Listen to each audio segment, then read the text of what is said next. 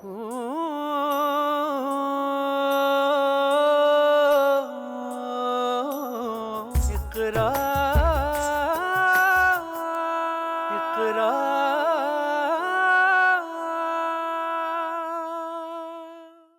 just want to take this opportunity to thank our speakers who have joined us. We have a wonderful panel of speakers and performers, mashallah, who have taken the time out to be with us. Some all the way from across the shores in the US, where it's early hours of the morning. And also to thank you for joining as well. It's been overwhelming, the level of support we have had for this summit. It's such a short time frame. Mashallah, over 1,500 of you have registered to attend today's Zoom summit, and over 20 organizations have supported this, and the organizations will be shown shortly on the screen, inshallah. But mashallah, it's wonderful to see actually the level of support and really the level of need to have and organize a summit like this to address these issues. We're also going to be broadcasting live on Facebook, on the ALM Facebook page. We're live streaming, and also Al Jazeera Mubashir is streaming live, and also IQRA TV. So alhamdulillah, we're not just amongst the good company of us in the summit, we are very much global and sharing this platform with others who are in support of this summit as well. Just a note on the organizers before I start. For those of you who are not familiar, the Muslim Community Association is a community-based association organization in the UK that focuses primarily on education, social welfare, justice, community outreach and charity. The members come from across the UK, and also there are members from across Europe within affiliate membership. And also the East London Mosque, that doesn't need that much introduction for those of you who are familiar with it, but it's the second oldest mosque in London. It was established in 1910. Mashallah, combined with the mosque and the London Muslim Centre, the congregation makes it amongst the largest mosque in the whole of Western Europe. And one of my favorite facts about it, it's got the best local honey. If you tried the honey from the top of the roof, mashallah, you can't get better honey than that. So I do encourage you to try that, inshallah. So just a quick housekeeping before we begin, inshallah. And I just wanted to run through the format of the summit. So as I mentioned, the format will be taken in 3 sections, inshallah. And what we will do is we will have our speakers speak, so 3 speakers each speak for between 3 and 5 minutes first, inshallah. And then that allows us for 15 minutes of discussion. And we very much want it to be a discussion. This is not about us having a talking shop. We very much want you to engage and ask questions. And if you can see at the bottom of your screen, inshallah, there is a Q&A function right at the bottom. If you do want to ask your question, we absolutely encourage you to ask your questions in the Q&A tab and not in the chat function, just so we can filter out the questions and kind of make sure that it's not lost amongst other discussions. But also, if you'd like to ask a direct question, we are able to sort of unmute you and allow you to do that. If you just want to use the raise your hands function, so if you type in participant list on the right and just hover over your name, there should be an option for you to raise your hand. And if you want to ask a question directly, if you raise your hand, the team and myself will try our best to come to you and give you good warning that we're coming to you, so that you're able to ask your question, inshallah, in that way. I do ask you, in the interest of time, to keep your questions brief and succinct, inshallah, just so we can get through as many as possible and have a really rich discussion, inshallah. Just before we begin, though, I've just had some apologies today from some of our panelists who couldn't be with us, unfortunately, at the last minute. So apologies from Catherine West MP, who couldn't be with us because there was some very important parliamentary business that they had to attend to today. And also Dr. Kate Siam, who had a last minute emergency that they needed to. But mashallah, we've got some more amazing speakers joining us, and I'll be introducing them later on this afternoon. But without further ado, inshallah, I'd like to call on our first speaker, Brother Musleh Faradhi, who's the president of the Muslim Community Association, inshallah, who is a former secondary head teacher, a writer, a lecturer, and a community organizer, amongst many more. And I know you're amongst friends and many attendees here, inshallah, to give us the welcoming remarks. So over to you.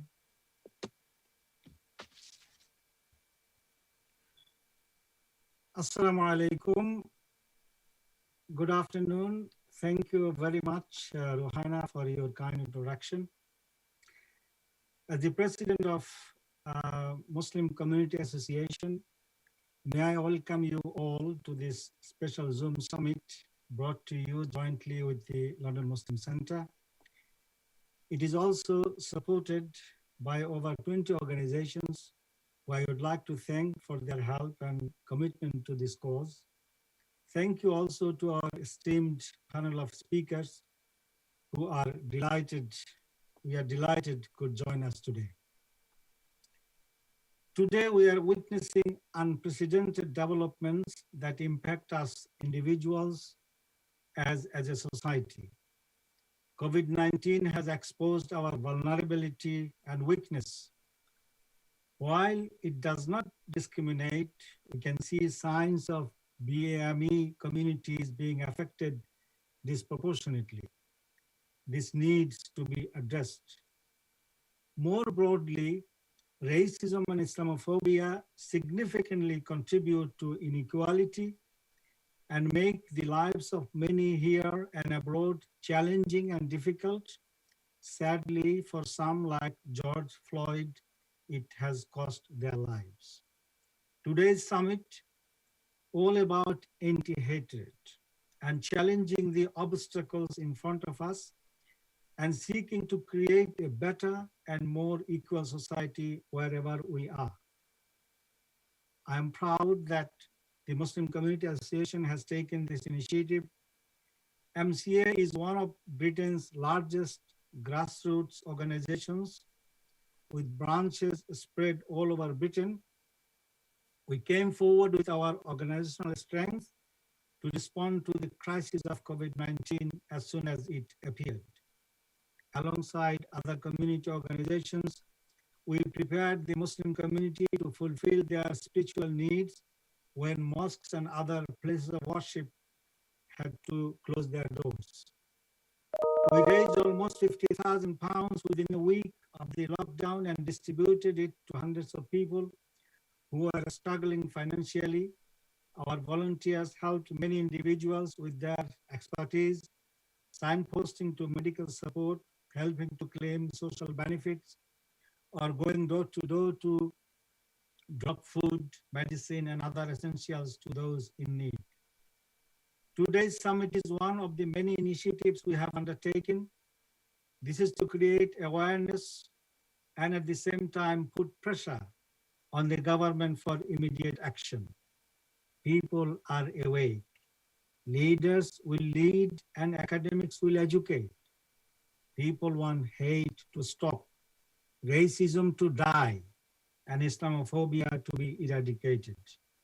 There will be change.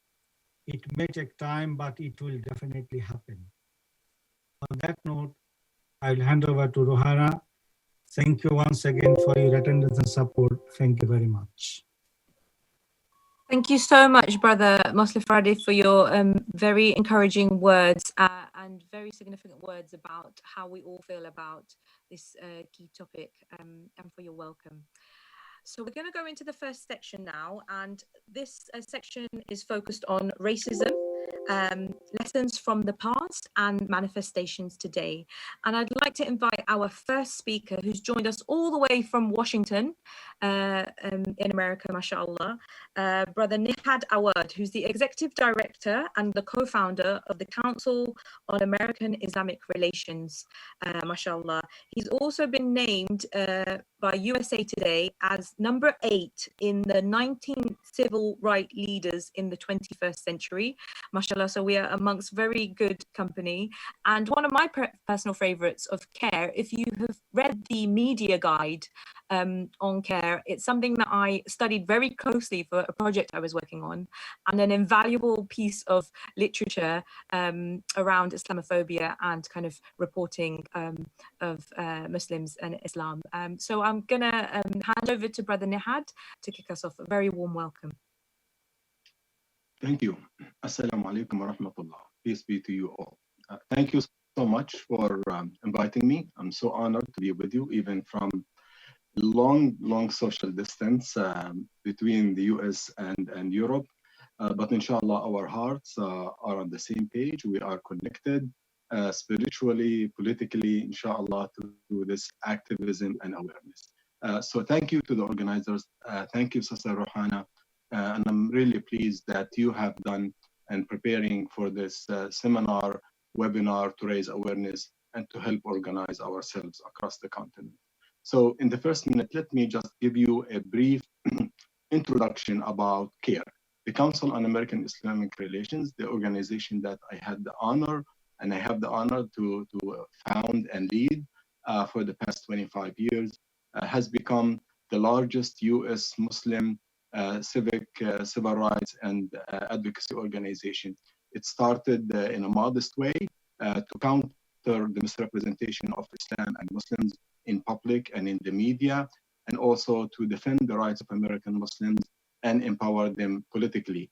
That little modest start mushroomed into now becoming the largest Muslim organization in the country. Alhamdulillah, we have 35 offices with 250 full-time employees, and we have about 65 full-time spokespeople, and we have about 70 full-time attorneys. The good news is we are an independent organization. We're not funded by any government, including the US government, so we are independent. We are 100% supported, community-supported organization. We receive about 250 complaints of discrimination, hate crimes from Muslims nationwide, and we dedicate all our resources to work on them and resolve them. Having said that, it is important to send you a message of hope and inspiration that we individuals, a person like me, who is a Palestinian refugee, who came to the United States with little education, has decided to make a difference to fight racism. And I believed in myself after believing in Allah subhanahu wa ta'ala, and methodically, we started to build an organization that counters not only racism, but also build our own narrative, to tell our own story to the world and to the society. So the first lesson that I would like to talk about is what we have learned from the past and today. Racism is a man-made social disease. It is a man-made social disease. It's an old disease. It's probably one of the oldest diseases. And it is structured, especially among majority European or Western countries. The United States, for example, and many European countries were founded on the work of the enslaved people, and sometimes on the genocide of the indigenous people. And that racism continues with us today. Fast forward, today, for example, Black Americans in the United States are growing within the middle class, but racism, racial violence continues to be institutionalized in the United States. So racism is something that we saw today vividly throughout the cry of George Floyd when he said, "I cannot breathe." What's special about that moment? It was the tipping of the iceberg. It was the straw that broke the camel's back. African Americans have been crying, "I cannot breathe," for centuries. There are so many people who have been crying, "I cannot breathe," for a long time. But what's different about this moment is the way, the brutal manner in which he was killed. And today, the social media is open. It has freed people from the mainstream media. And that's why the response is global. Today, African Americans in the United States are not alone. That's an important lesson. Palestinians painted the picture of George Floyd on the wall of separation in the West Bank. Palestinians in Gaza held banners in defense of George Floyd and the Black community. A Syrian who painted the picture of George Floyd on the ruins of his city in Syria. The streets were filled in Europe, in London, in Germany, around the globe. Why? Because today we are different. But also, and that's the second lesson, protests are good, but they're not good enough. We cannot just fill the streets and racism will continue. It is a necessary but not complete step. To dismantle racism, we have to work together. We have to think strategically and we have to think long term. We have to build institutions that will dismantle it. So the streets are important, but the voting stations are more important. So for us in America, we have heavy lifting to change the system, to challenge those bigots who are holding on positions of power, from the White House to Congress to city councils nationwide. But also America cannot do it alone. We need everyone to be part of this change. The best way is the long-term, methodical, calm, organizing methods. So I have a suggestion for you, which is lesson number 3 or 4. That at CAIR, we have learned so many lessons. Alhamdulillah, we believe that we are becoming successful. We have a lot to learn from you, brothers and sisters in Europe, in the UK, about your experiences. I would like to see our work to become more coordinated, more organized. We have to believe in ourselves. We have to expand our agenda in terms of our coalitions also. And we have to move from our comfort zone. For example, many Muslims in the United States prefer to hold protests on Saturday, where in the weekend they come to Washington, D.C. But that is comfortable position. The uncomfortable position is to take a day off and to lobby your members of Congress and come with an agenda and meet with them instead of driving for 5 hours or flying 4 hours to stand in front of the White House for 1 minute or 1 hour.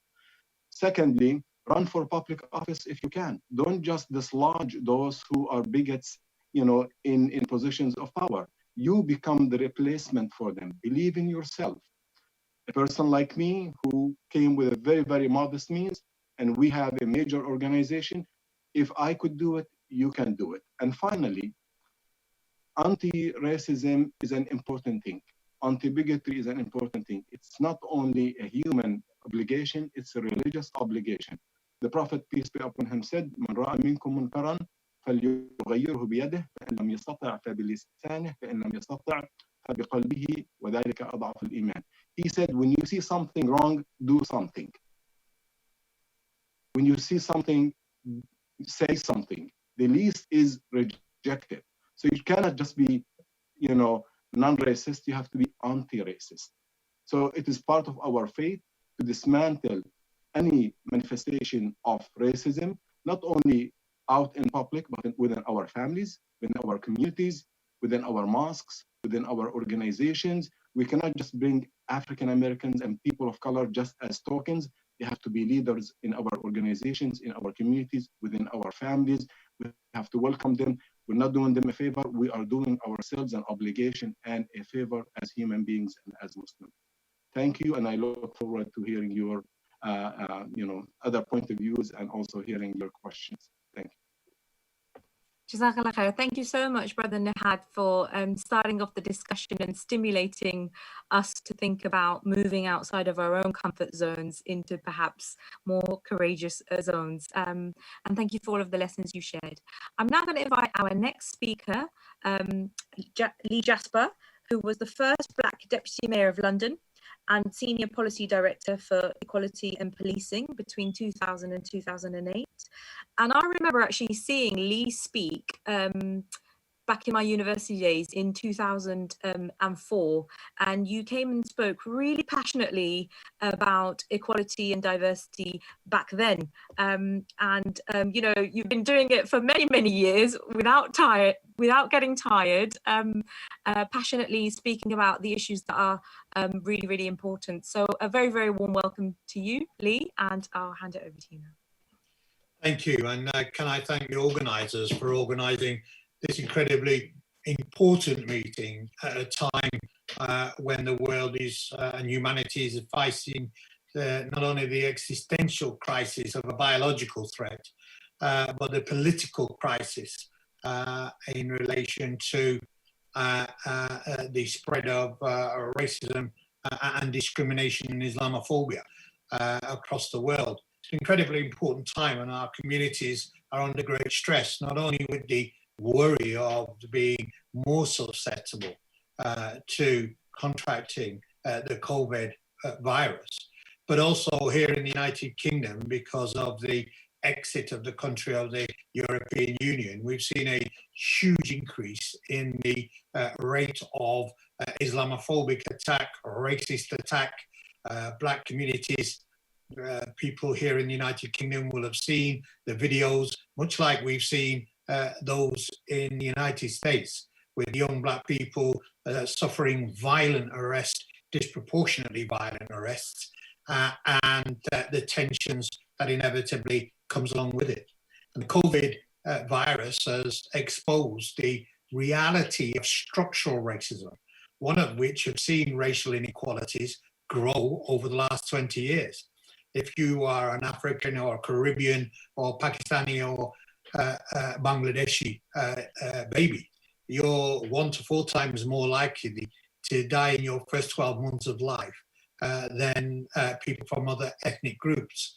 And so we see that structural disadvantage starts from the very day of birth for some communities. And the structural inequality that has been revealed by the COVID virus points to the need for a coordinated and unified response to end the historical relic of colonialism and racism that so structurally impacts and disadvantage our communities here in the United Kingdom.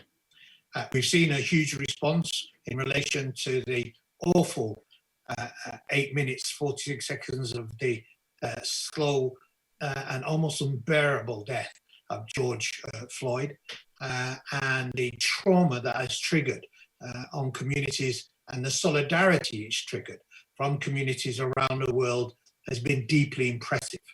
But as our previous speaker said, demonstrations are not enough.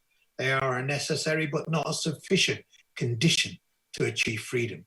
For that, we need active anti-racism. He's quite right to make that point. By that, I mean that communities who suffer discrimination have to be more unified. I think one of the effects of neoliberalism is that Africans have become more African, Muslims have become more Muslim. Everybody is retreating into their particularisms. And we're failing to build the necessary unity across these groups, our communities, in order to create the bulwark, the critical mass and bulwark that stands in defense against the predations of racism and racial inequality. And that over the last 20 years, those racial inequalities from housing to health to education here in the United Kingdom have grown, with the Equalities and Human Rights Commission chair stating publicly in their last triennial report that he fears for the social consequences if racial inequalities suffered by our communities continues at the same rate. So we have a vested interest in talking to each other, but the mechanisms for doing that here in the UK have broken down, and we need to urgently repair them to bring together a unity across communities that is capable of meeting the challenge, both of that exposed by the COVID virus in relation to the structural inequality that has seen African, Caribbean, Asian doctors, Muslim doctors suffer disproportionate death within the NHS and in key public-facing services like care homes and transport industries, as well as the ethnic pay gap, where we've seen our communities, the gap between comparable jobs and vacancies between our communities widen as we become increasingly economically disadvantaged as a consequence of that structural racism. So coalitions between our communities are absolutely critical. This is one thing that we would invite, and I'm a member of Black Socks. It's a social movement made up of African Caribbean professionals here in the United Kingdom. We are entirely funded independently. We seek no grants. We seek no government support. We stand on our own 2 feet. And we would say that the broad assembly of Black and ethnic minority and Asian communities across the country must now urgently come together to take leadership of an anti-racist struggle and to prioritize how we can best join in a global conversation that is taking place in the favelas of Brazil, in the states of the United States, in Europe, France and others, where we see such devastating effects of global racism. So thank you very much for inviting me. And I really do hope that from this important webinar, that more conversations can take place in hope that we can build the kind of coalitions we need for the future. Thank you so much, Lee, and particularly for highlighting those statistics and facts of just the rise in inequality now amongst our communities. That's wonderful. I'm going to now move on to our next speaker and the final speaker for this section before we go into discussion with our 3 panelists, inshallah. So lastly, for this section, we have Dr. Niass Altikriti, who is the CEO and founder of the Cordoba Foundation and a prominent anti-war movement campaigner, and somebody who I've watched over the years just speak very, very passionately about these issues. I know that they're very close to his heart. So you're very welcome, Dr. Niass, and I'll hand over the floor to you. Thank you so much, Rohana, and it's a pleasure being here. And my thanks and gratitude go to the Muslim Community Association, as well as the East London Mosque and London Muslim Centre, and everyone who has joined in, the speakers from far and wide. I think that we all agree that this discussion, this debate is extremely timely. It's one of the most pressing issues and probably the issue of our time, because we are addressing not only an incident that triggered this wave, this outpouring of anger and frustration and the rereading of history, but it's started a conversation about who we are and what we stand for. And I think that that is something that is both important and also extremely promising, because this provides us with an opportunity that probably is unprecedented. It's something that we haven't had for generations. This opportunity, this challenge that we all face today, to actually ask questions that in the quite recent past were seen as absolutely off the table. And I think that in light of this, we are challenged to do 3 things. First is to understand and to read the situation properly. The second is to react appropriately, react properly, and react constructively. And then we are asked and challenged to build. How is it that we want to shape our future so that our children and our children's children never have to go through what this generation or previous generations have had to endure?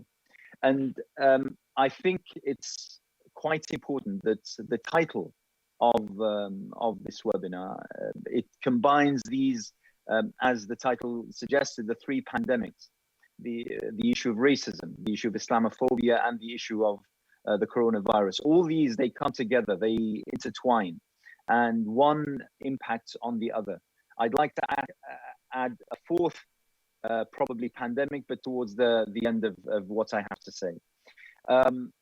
It's likely that we will see a spike in racist and far-right, discriminatory and prejudicial rhetoric. I think many of us have actually endured that, either on social media platforms or in actual physical spaces. It's likely that this is going to rise. And unfortunately, much of this is spiked by the fact that there is this now polarization in positions. And there is this so-called minority, which seems to be far larger than what we all hoped or what we were all told. But still, it's a minority, thank God. But this minority is now feeling totally threatened simply because the events that have happened in the United States and the then discussion that has then emerged around the world, and particularly in Europe, has eliminated the credibility or the validity of the arguments that they grasped or clutched on in the past. And therefore, there is now some sort of fight back, and that will culminate and that will result in more vigorous, more heated, probably even more extreme rhetoric, narrative, as well as actions, and probably from people in office and in power, policies, especially that now in the United States, where we have Nihad and coming up Hind, where we have the year of the elections, and therefore it's quite likely that President Trump will try to appeal to his own base by adopting that kind of extreme position. But in terms of our reaction, it's incredibly important what Nihad said in terms of not just accepting symbolic gestures, such as important nonetheless, symbolic gestures, but symbolic nonetheless, such as protesting and ending it there, or bringing down statues, as important as all of that is. It's very, very important that this is part of a process. This issue has been going on now for centuries. We have seen it in our midst, and we continue to see it every single day. Yet most of us, either because we're not affected directly, or because we think the problem is too complicated to resolve, or maybe some believe that that is how normal, how things are, and we should just accept how things are. Regardless, in order to disentangle this, we need to actually engage in actions that are transformative, not just symbolic. And that is, I think, very, very important. In terms of building for the future, and I think this is very, very important, and touching on the issue of Islamophobia, some of the mosques up and down the country, here in the UK, as well as throughout Europe, because they have had to close down because of COVID-19, they have transformed their buildings into food banks, into centers where communities can come together, providing all sorts of assistance. And I know a mosque that provides mental health advice and counseling and the such, all sorts of community work, whereby now those mosques are seen as valuable not only to their local Muslim communities, but to their local communities generally speaking. That is something that we should encourage. And that is something that I feel will also create some sort of reaction that we must be prepared for.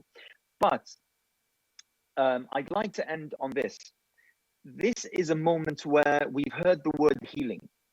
Now, healing is not just, as I said, through some gestures or some symbolic statements or some bringing down of statues or the such. Healing is to acknowledge, to understand, and then to create the conditions whereby the kind of attitudes of the past can never, ever find a footing in the future. This is something absolutely necessary. Now, there is a great challenge, and this is the fourth pandemic that I wanted to add, and that is that we are in the midst now of an economic crisis. And this economic crisis threatens to be one of the worst that, in record books. That means that generally speaking, people generally will shift towards the right in terms of their ideas, in terms of their actions, in terms of their policies. We need to appreciate that this is something that we will have to endure. We need to start building for how we are going to contend with such shift to the right, and with the economic crisis that will hit more than any other, the same communities that were victims of racism and Islamophobia and discrimination. The last thing I want to leave you with is this. We cannot be, majorly or mainly anti-racist or unracist. We are either racist or we are anti-racist. We cannot stand against racism against the Black people or against Muslims, but then stay quiet when we see discrimination against other minorities or other groups or the such. We have to be righteous. We have to be just. We cannot afford to be hypocritical. Otherwise, we lose the cause. And once again, this is a fantastic opportunity, an unprecedented opportunity that we have in our grasp unless we use it properly, it will be an opportunity scuppered. Thank you so much. Jazakallah khair. Thank you so much, Dr. Anas, for your words, encouraging us all to have a deep look at ourselves and actually how we engage at this golden moment and opportunity. I'm going to go straight into questions now because there's lots and lots of questions, and in the interest of time, I'm going to go straight there. So we're going to go straight to Fatima Begum, who has raised their hand for the first question.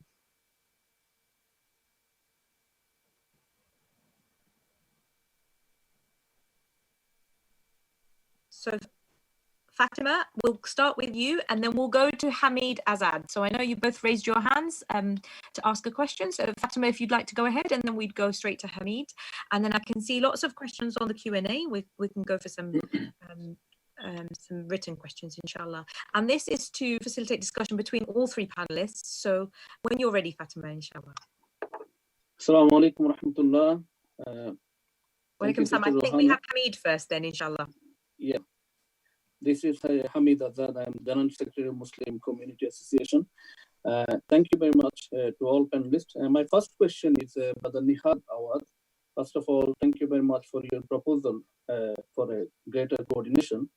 And this Zoom summit is a humble initiative to create awareness and urge for unity to tackle these social viruses. My question is, what is your specific proposal to ensure effective transatlantic and global coordination on tackling these viruses and upholding the human values? And if you allow me, if I can ask a second question to the panel, I'm actually finding it a bit difficult to accept majority and minority concept. I think this itself is a result of racism. We human beings, we should be one community irrespective of race, religion, and color. And this should be the human values. This should be the trend of human values. So how can we actually restore these fundamental human values globally and in our society? Thank you very much. Thank you very much for your question, Hamid. So the first one is directed at Nihad. How can we ensure better cooperation, collaboration transatlantically between the US and the UK? I think I've seen a similar question on the Q&A by Salma Yaqub, who had, how can we collaborate better between US and UK movements? So hopefully that in your country, that. And the second one is a wider question for members of the panel, inshallah, to answer around this kind of wider concept of minority and majority thinking. So over to you, Brother. So I'll break down your question into two parts. Number one, individual responsibilities. I'm always inspired by the ayah of the Quran, the verse in the Quran that says, God does not change the conditions of people, the exterior conditions, unless they start within themselves. So the first part is individuals. Move from your comfort zone and be more intentional. Determine your future. If you are a student, for example, and young, consider the areas of, if you can switch or if you can focus on journalism, law, political science, humanities, filmmaking. So if you are at that age, please do it, invest. Invest in Akhirah and Dunya. It's good. It's a good thing. It's very fulfilling. If you are a parent, don't be in the way of your children. Don't ask them just to become an engineer and doctor or a businessman. Let them be who they are. Allow them that freedom, because we are witnessing change in our societies, in our generation. They will succeed. Give them your support. Don't shape their future. Let them shape their future. The second category is institution. Alhamdulillah, I believe that our organization has succeeded in the US. We have a lot to learn from you in the UK and European countries, but we have to pollinate our experiences. I'll be more than happy to learn about your experiences, but we have to develop our institutions. We have to think long term. CAIR has a very good experience in organizing and mobilizing on the long term. Sister Rohana, for example, mentioned her reading one of our publications, a guide on how to conduct media interviews, how to interact with the media. We have other guides on how to protect your rights and also how to organize politically and socially. So these are training materials. Training people is very important, but you have to have an institution and build in them. I'll be more than happy to see a like organization like CAIR in Europe, in London. We will learn from you, you can learn from us. So this way we can coordinate in a more efficient way when we have similar organizations who have some strategies, similar long-term. And finally, the Islamophobes and the hate movements are coordinating big time between their presence in the US and European countries, Australia, and so on. Why don't we, the peace-loving people, the pro-justice, the pro-equality, why don't we coordinate among ourselves? But we need the mechanism and institutions to develop. So we have to move from our traditional comfort zone into more advanced institutional building, and we can work together, inshallah. Thank you for answering that, Brother Nihad. Can I ask the other panelists to come in on that wider question that Brother Hamid asked? Would anyone like to come in? Yes, certainly on the wider question. Go ahead, Lee. If you could put your camera on, that would be wonderful. Okay, on the wider question, look, on the majority versus minority, the brother's right about the common humanity of all of us on the planet. Unfortunately, the social reality of racism means that despite the aspiration for a unified humankind, that prejudice and discrimination is rife throughout the world. And we can't ignore that. We need to work on it. I'm taken by the comments that when you're starting to attend to anti-racism, you have to start with us, yourselves. And the reality is that so few of us will take action with any regards to any other community unless it affects our communities. Here in the United Kingdom, we're no different. So those are issues that affect the Afro-Caribbean community are mobilized largely by them. Those that are affected by the Asian community and Muslim communities are organized largely by them. And we've got to move beyond this ethnocentric self-interest, because what happens to the least of us will happen to the majority of us.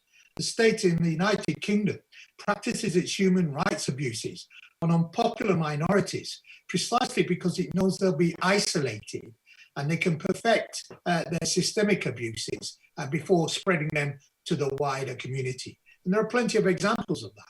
Stop and search. It's a great example.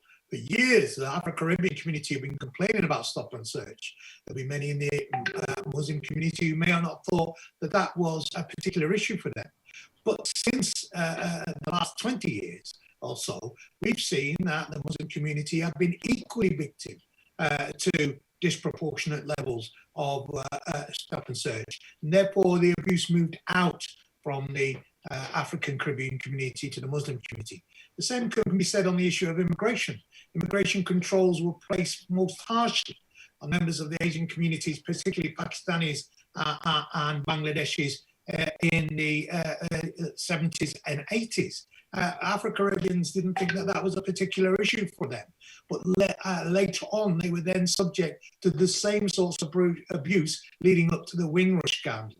So the point that I seek to make is that when you see the abuses happening to the, in quotes, the least of us, that there is no comfort in that for you. There is no protection in that for you, because that will be a state practicing its abuse to deliver that to all of us.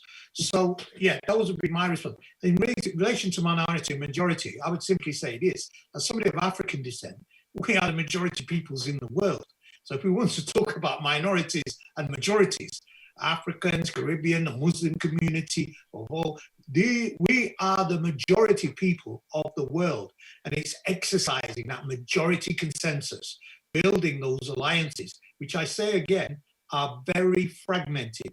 We cannot take for granted the extent to which we need to repair the solidarity between communities.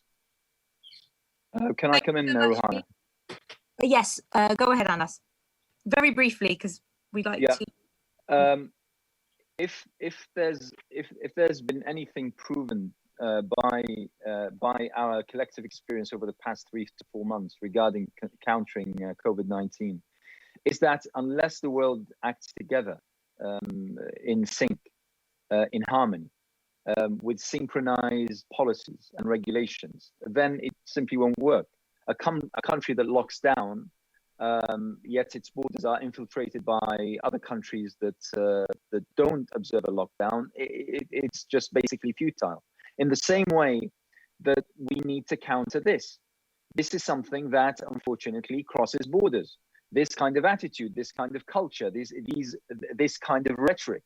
And it's absolutely imperative that whilst we here in the UK, in the United States, our brothers and sisters across Europe or the such, they start to address their own history and their own legacy and their own heritage. It's important that we all agree on maxims and criteria. Like I said, that there is absolutely no human being that is either beneath nor above anyone else. That is something that we must come to agree upon. The other thing is that there are challenges that create that kind of perception that some are beneath or some are above others. And those are questions regarding economy, regarding class and social injustice, regarding wars and conflicts. I mean, how much does a war or a conflict fought by one of the major superpowers against a country in the third world, let's say, how much does that perpetuate years, decades probably, of prejudice, of racism, of discrimination, or such, that you'll need to eradicate over generations and spend so much time and effort and resources in order to rectify. So it's something that we need to think on a collective global level.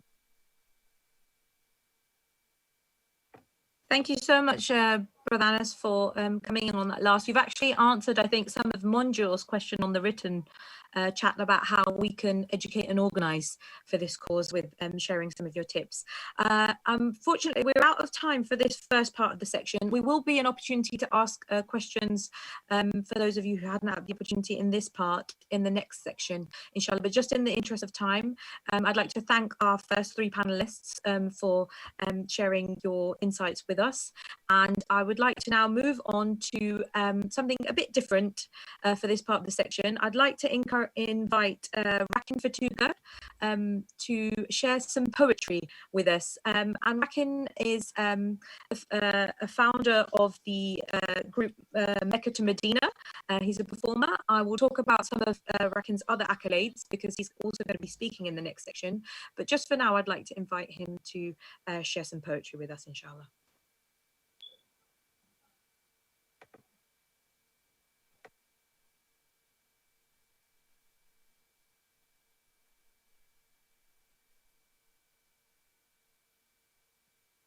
Assalamu alaikum wa rahmatullahi ta'ala wa barakatuhu.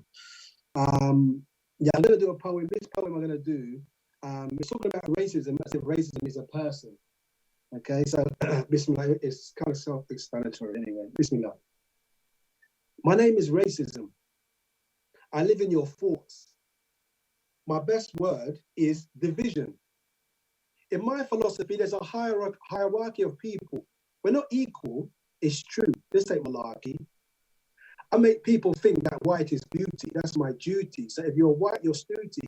But if you're black, then you better stay back because you lack the whiteness of skin that the world's worshipping. My name is racism. I use the television and magazines to promote my philosophy that European features are the epitome. I make everything black seem evil. Black magic, black male, black spot, examples. I'm even in your religion. I make all the prophets white, white God, white angels. In the scripture it says, and if you've seen the Father, then you've seen the Son. So if you've seen the Son and he's a European, then God must be one. Obviously not. White supremacy trying to take the top spot. The philosophy has been shipped around the world. It's not hot. Hollywood's not good. It's guilty of spreading this ideology. Bollywood follows Hollywood with no apology. Subliminally, in their films, these beliefs are embedded. If you don't fit the model, then your self-esteem is shredded. Now, all around the world has been infected by this illness. The Arabs and the Asians idolize the white skin. Hence, so much money spent on cream whitening. It's frightening how they have the class system. At the bottom of it all are the untouchables, who just happen to be the darkest Asians you've ever seen. Blacks have it too. Dark skin against light skin. The lighter you are, the more the boys will be chirping. Who's the biggest singers? Beyonce, Rihanna, and Alicia Keys. How come none of them look like beautiful dark-skinned Sudanese? In the schools, the youth use the term blick. It means you're so dark and black, then beauty you lack. I can't believe there's so much misguidance and abuse. What happened to the darker the berry, the sweeter the juice? Magazines talking about the most beautiful women in the world. How come they're all pale, look like Cheryl Cole, but none of them look like India, Irie, Eve, or Lauryn Hill?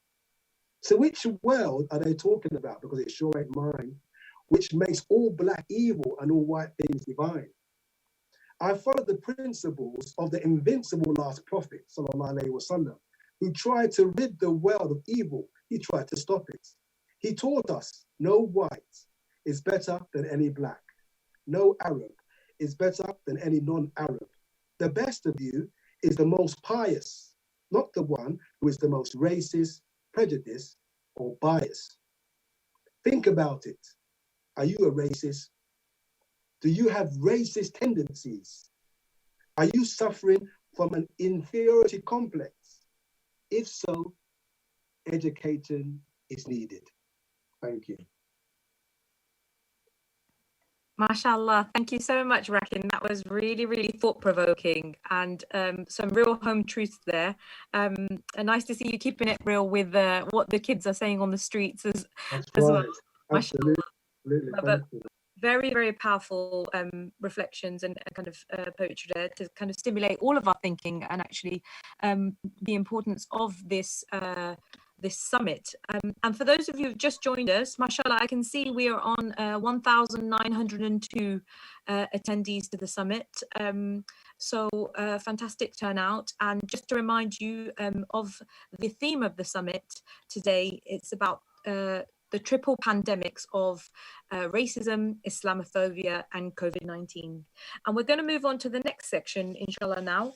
And I'd like to invite our next speaker. So the next section, we're going to discuss Islamophobia, COVID-19, and Black and Asian minority ethnic communities. And I'd like to invite our next speaker, Hind Makki, who's also joined us all the way from the US. And she's an interfaith and anti-racism educator, an instructor at the Institute for Social Policy and Understanding, and a founder of an organization called Side Entrance. And she's been recognized as CNN's 25 influential American Muslims in 2018. We are delighted to have you join us, Hind. Assalamu alaikum and welcome, and I'm going to hand over to you. Wa alaikum assalam. Rahana, thank you so much for that very kind introduction. It's my pleasure actually to be joining all of you from across the Atlantic. It's still morning here, so good morning and good afternoon to everyone. Thank you very much to the Cordoba Foundation, to the London Muslim Center, the Muslim Community Association, and all of the organizations and organizers who put this really critical transatlantic conversation together. It's really, I'm learning a lot and I'm taking notes as the previous panelists spoke, and I'm very excited to be engaging in a conversation, a dialogue with the other panelists in the section, as well as the audience. I wanted to actually, talk about what, racism, COVID-19, and Islamophobia looks like from my end as somebody who is a child of East African immigrants who speaks Arabic at home and is a visibly Muslim woman in the United States. As I drove to my workstation here today at a local mosque, I was greeted with a sign that says Black Lives Matter. And that was really, it was really moving to me, again, as a Black Muslim woman, but it was also extra meaningful because this mosque that I'm working from today is in a white neighborhood. It serves a primarily Arab and South Asian community. And it actually has a lot of Syrian refugees who work here and who worship here after they moved here when the war began. So it's really important that this mosque that does have quite, a small number of Black and African American congregants, but for them to boldly proclaim that Black Lives Matter. And the reason why it's important, I think, for particularly U.S. Muslims to not just proclaim that, but to work on that, is because, as the anthropologist Dr. Donna Austin writes about and teaches, that in the United States, of course, everyone knows the first Muslims who were brought here were brought as African Muslims who were brought as chattel, right, to be enslaved here in the United States. And their spiritual practices, as Dr. Austin writes, have become tied to a racial order in the United States that has never been entangled from their faith, from their practice of Islam. Right. And so anti-Black racism in the United States had always been connected also to Islamophobia. And when non-Black Muslim immigrants came to the United States after 1965, their presence here was inexorably connected to anti-Black racism. And I think it's really important because oftentimes these communities, these different Muslim communities, live in parallel to each other here in the US. We don't have, among American Muslims, we don't have a majority ethnic group. And in fact, Black and African American Muslims are plurality of our population. And here we see as COVID-19 began to really flourish, if you will, in the US a few months ago, African Americans, including African American Muslims, began ringing the alarm bells, right? Saying that this pandemic is really going to disproportionately affect African American, Latino, and Native American communities in the United States. And their predictions were correct. There's a saying that when white America sneezes, Black America gets the flu, literally COVID-19.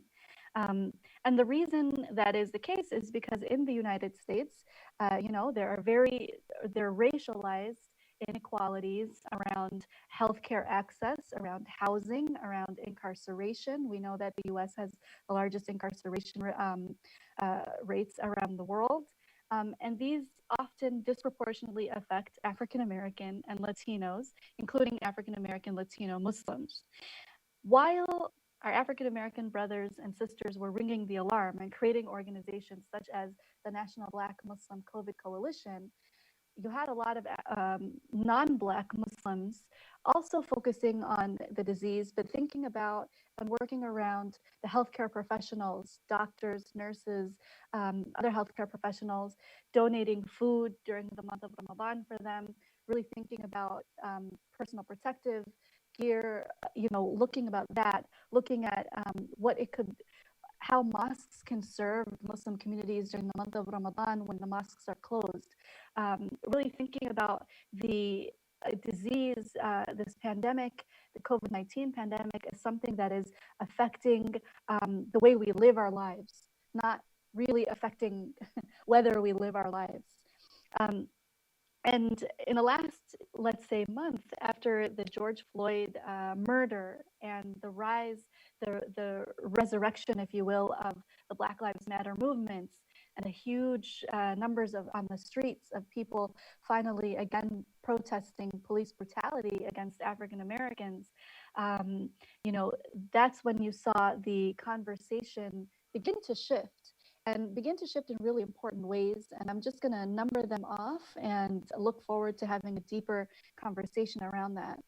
And the first is that, you had a lot of, in major cities in the United States, a lot of cornerstone stores are owned by Arab and South Asian immigrants, but they are in African-American neighborhoods.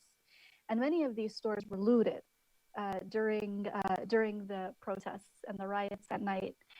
And therefore, you had an internal conversation within American Muslim communities saying, why should we care about Black Lives Matter when our livelihoods are being attacked?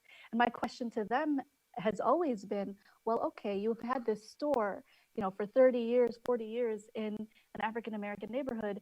Who are you hiring? Are you hiring your cousin who came 2 years ago from Jordan, or are you hiring the young men and women who grew up attending are coming to your store? How are you reinvesting in the community that you are living off of, right?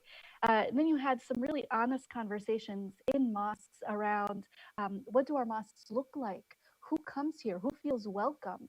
Does the board of directors and the decision-making body reflect the community that comes? How can we better serve our neighbors, right? As I believe as Dr. Anas mentioned earlier, converting mosques into places of respite, of offering food and medicine and all kinds of support to people who need it. As we know, we're in an economic crisis as well. And then also thinking, yes.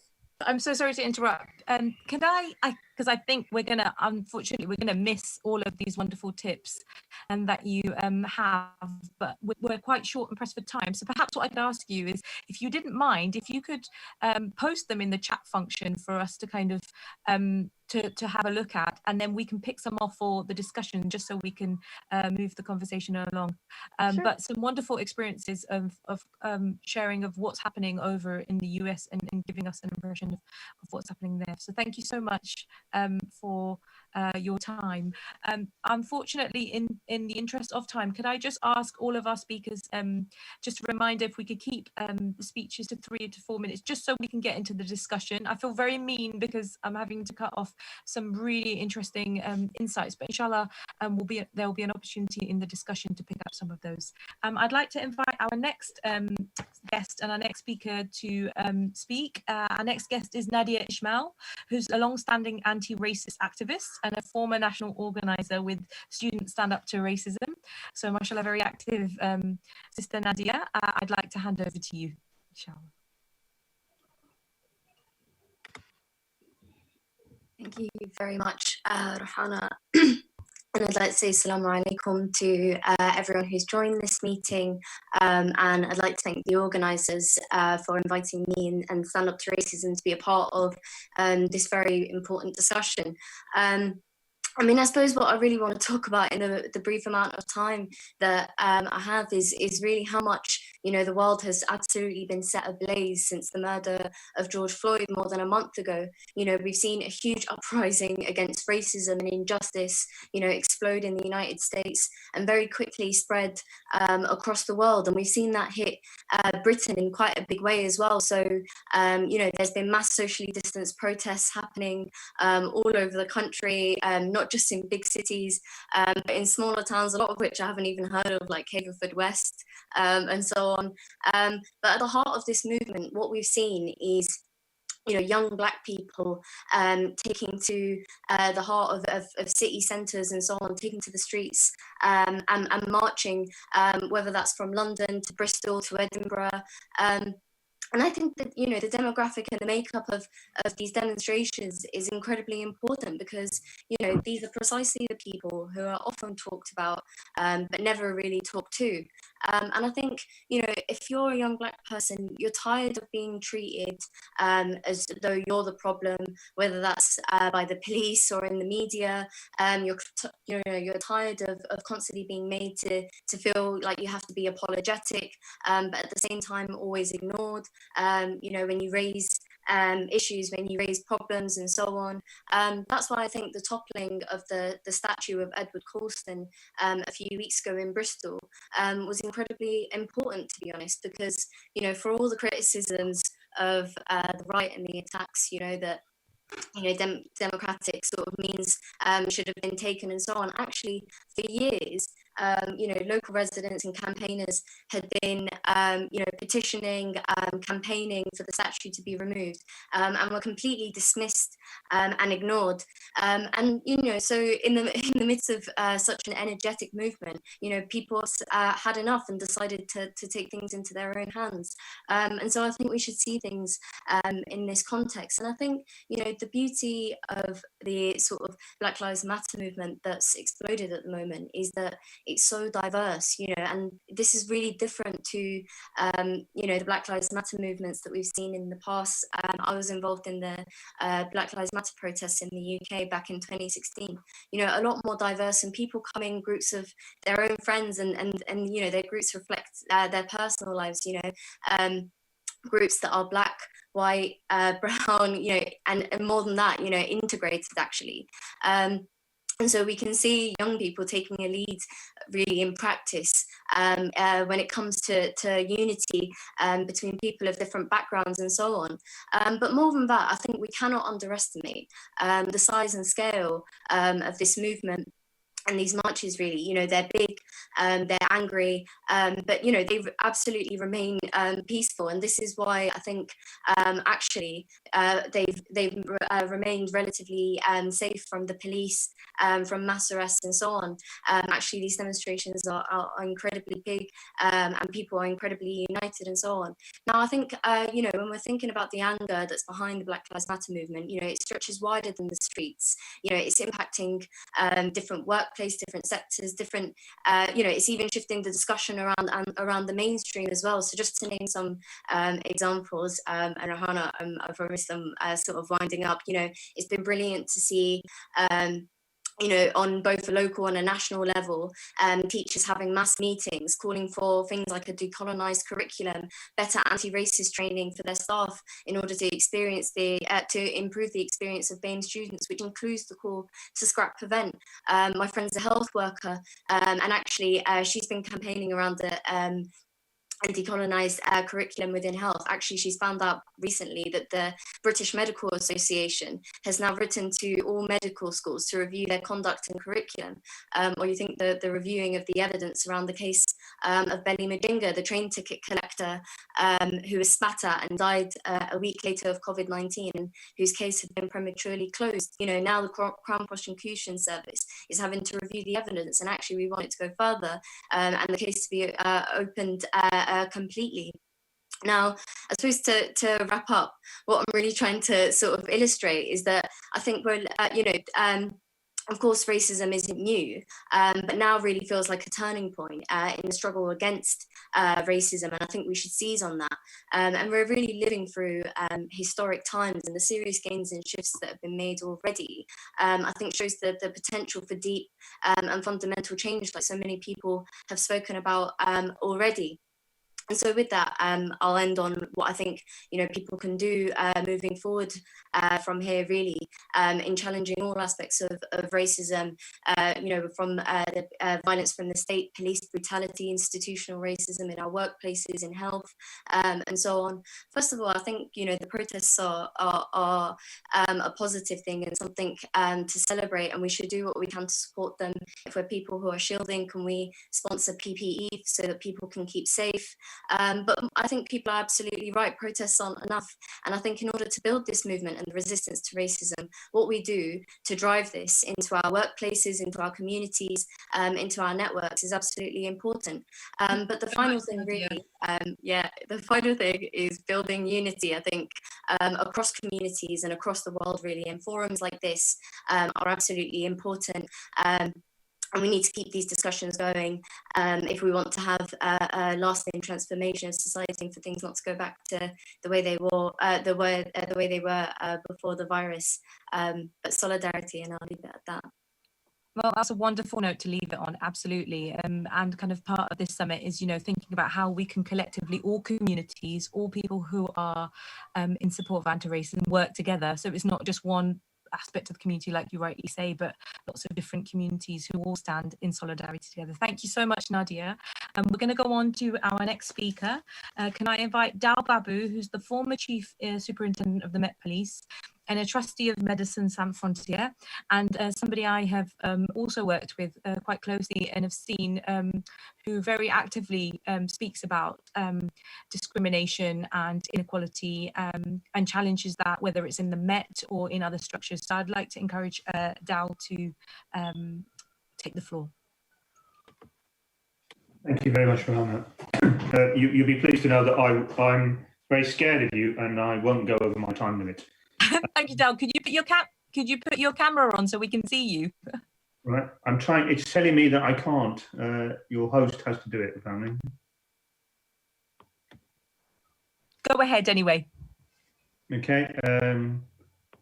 Right. Okay. It won't let me. So I think I've been blocked from your side. So, okay. So I'll just start. Just very, very quickly. I think what we have to understand is that equality and Something has just come up.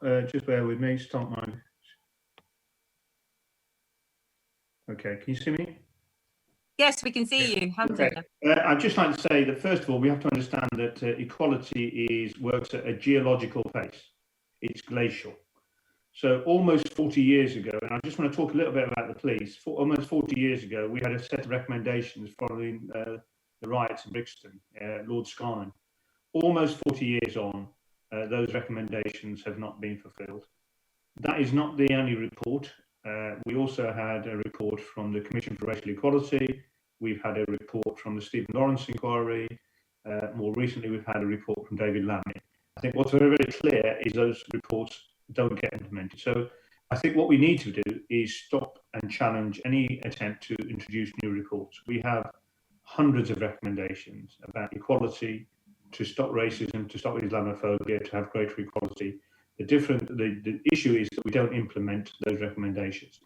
And I've got a list of 10 things that I keep hearing people say, mainly white people. And I think we need to make a note of these things that people say and look at what we can do and challenge individuals when they make it. So people will say, and remember it's geological, the pace of equality, they will say, it will not happen overnight. How many times have you heard that? They'll say, it will take a generation. They will say, we do not want to lower standards to get people into roles and jobs. How patronising is that? People still say that. They'll say, oh, it's bad everywhere. You don't have representation of minorities. They say, minorities don't apply for our jobs. How untrue is that? We have tried everything. I've heard people say this as well. Some of my best friends are black. I'm colourblind. And remember, it's not just about race. Look how well we're doing on gender.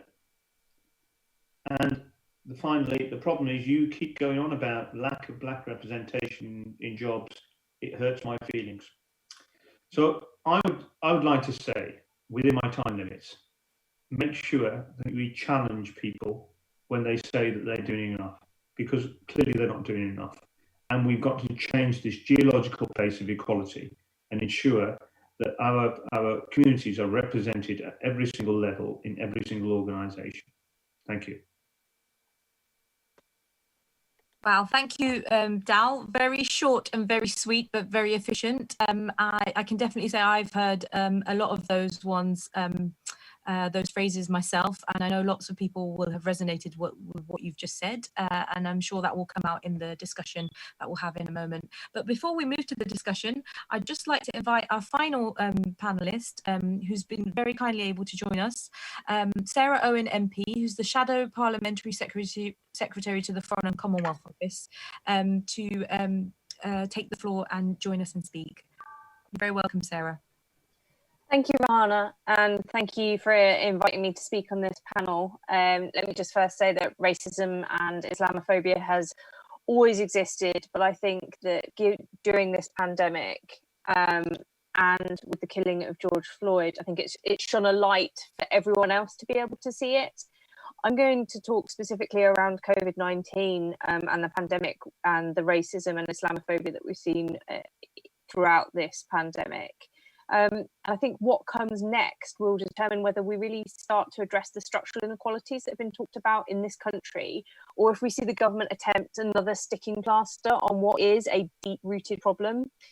Like many people, I wasn't surprised when the statistics started to show the increasing disparity between how coronavirus was impacting certain communities, especially when you take into consideration the structural inequalities, as well as the high numbers of Black, Asian and minority ethnic people who work in frontline services such as the NHS, the care sector, key workers, and also the gig economy.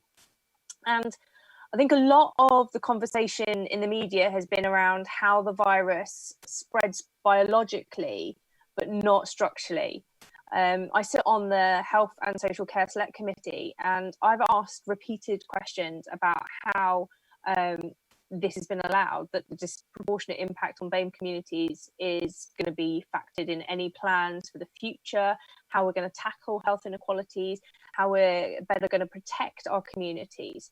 And the answer I keep getting is medical, and they haven't addressed the fact that this virus thrives on inequality, both racial and financial inequalities.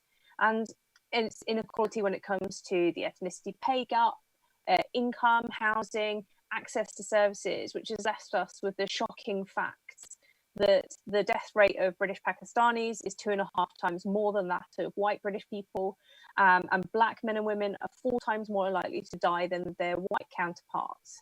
And when we look at other things that have happened throughout this coronavirus, whether it's the way that the media have portrayed it, or the fact that the first 10 doctors who died in the UK were all Muslim and all immigrants. Over 60% of all healthcare worker deaths have come from our BAME communities.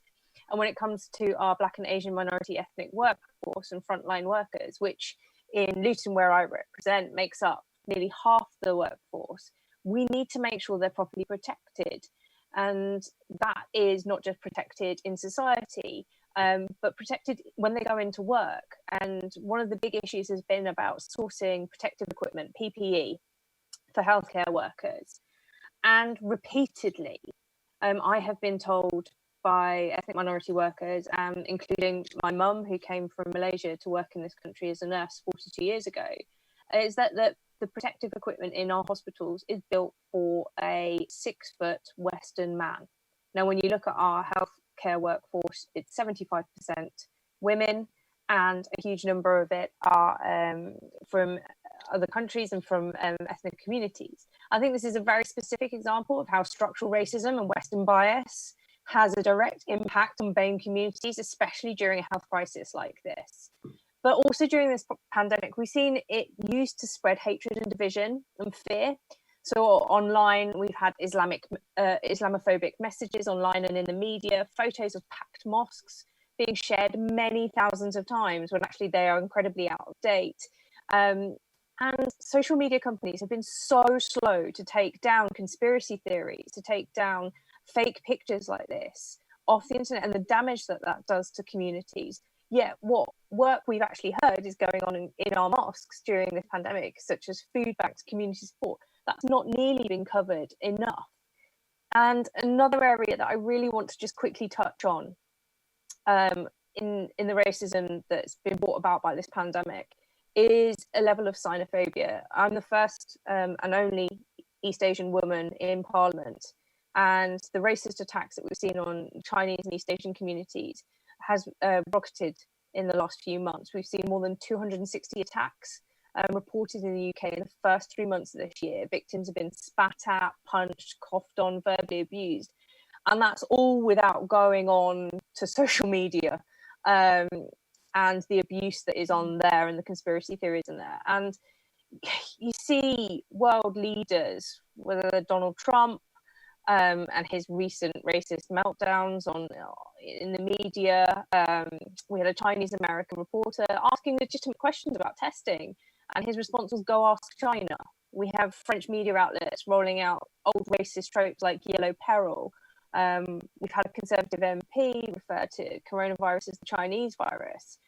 And it is using a pandemic to spread an agenda of hatred, fear, and racism and division. And language, we know, for our communities is incredibly important, but incredibly important, especially at this time of extreme anxiety and tension. There will be people who use this to spread blame and division. So I think it's really important that we offer an alternative to that. And one of the questions I think was around how we can counter that. And somebody had raised in the questions about schools and education. One of my fantastic group of schools in Luton are already seeking ways to teach anti-racism and bring about the Black Lives Matter movement into their curriculum. But it's a struggle because the national curriculum here is predominantly white and it is predominantly male. So it's about how we have innovative ways to work within the national curriculum, but how we also put pressure on policymakers to change and widen the national curriculum that's being taught in our schools as well. Thank you so much, Sarah, for giving us your perspective, but also thank you so much for being an MP for Luton, which is my hometown. I know how diverse the community there is, and actually what you highlighted is in terms of kind of COVID-19 and the impact it's having on particular communities and how those are reported, along with the other panelists, just highlighting the situation today in the context and why it's even more important that we have this summit now. I'm going to go straight to questions just in the interest of time, and how I will do it is I'm going to take 3 questions from the raised hands in one go. Could I ask if you could keep your question as brief as possible, just so we have the opportunity to get through all 3, and then I'll direct those to the panelists, inshallah, and then we can look for written questions. So could I start with Anisa Haq, and then I will come to Shahinur Halder, and then finally Saiful Khan. So Anisa, if we come to you first, inshallah.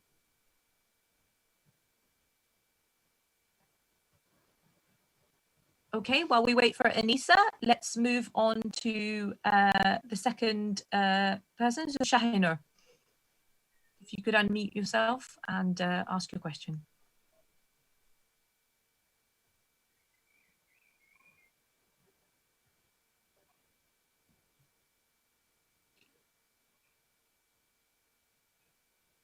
Okay, so I'm not sure whether there's a technical issue with that, and so I'll just wait a second, and we'll go to the last one. With the third time lucky, we'll try for, I can't see them on the list now. I did mention Saiful, but I can't see them on this. I can see Fatima's still got her hand raised. So Fatima, I'm going to come to you on this one because we weren't able to come to you in the last one. Let's try Fatima. Yay. Hello. Hello. I'm actually Fatima's son. Okay, go ahead. No problem, Fatima's son. What's your question? Question. My question is how. Actually, I kind of forgot the question. No problem. We'll come back to you once you remember your question, inshallah. Let's try to go back to Shahinur, and we'll try for Anisa as well.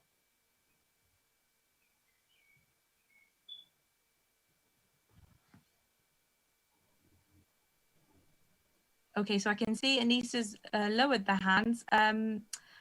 Let's try for somebody else on this list. Let's try Shipu Chowdhury. Shipu, do we have you?